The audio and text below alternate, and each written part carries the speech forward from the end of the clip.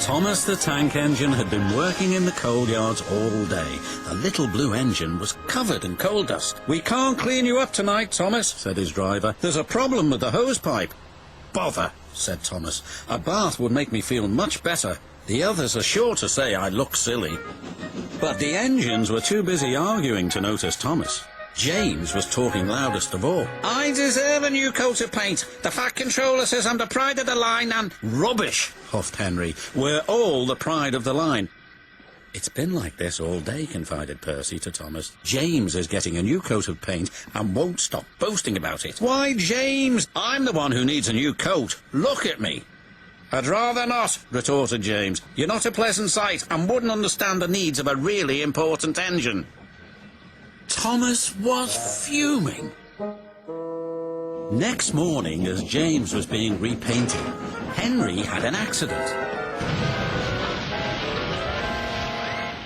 "If you can't push trucks properly, Henry, why not talk to a tree instead? You know how much you like the forest." "As a matter of fact, Bossy Boiler, the Fat Controller is inspecting the island for trees that are too close to the line.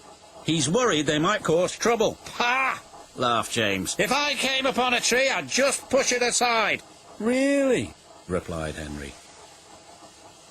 Soon James was showing off his paintwork. "Make way for an important engine."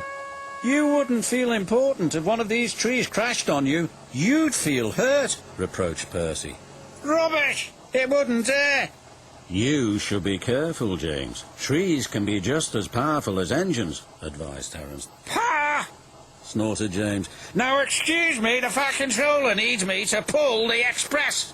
And he huffed away. But James was wrong.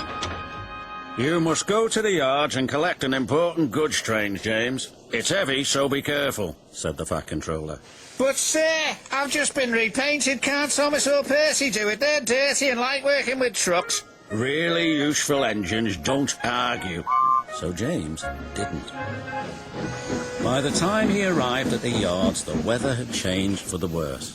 "Your colour's nice, James. Pity about your face, though," said a truck. James ignored them and set off.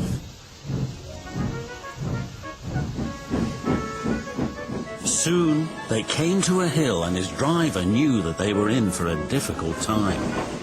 An old tree close to the track was being blown by the strong winds, and rain had weakened the slope. All of a sudden the tree moved.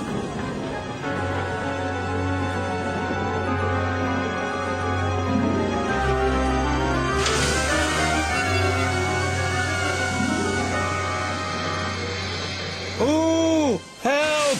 cried James. "Go away!" But of course the tree couldn't.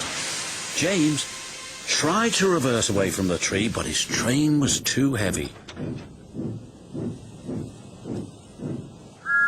Then he heard a whistle. "It's Thomas," called his driver. James felt embarrassed and worried that Thomas would laugh at him, but Thomas didn't. He knew that this was no time for teasing. "Beep, beep, I'm ready," whistled Thomas. "So am I," James replied. "As ready as I'll ever be."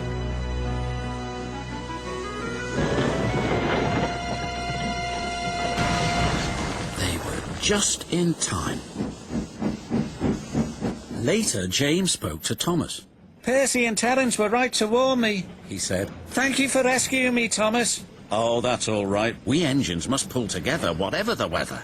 Just then, Edward bustled in. "The Fat Controller thinks you're both brave engines. Thomas, you're going to have a new coat of paint, and James, the Fat Controller says that tomorrow you'll pull the Special Express." Everyone was very happy.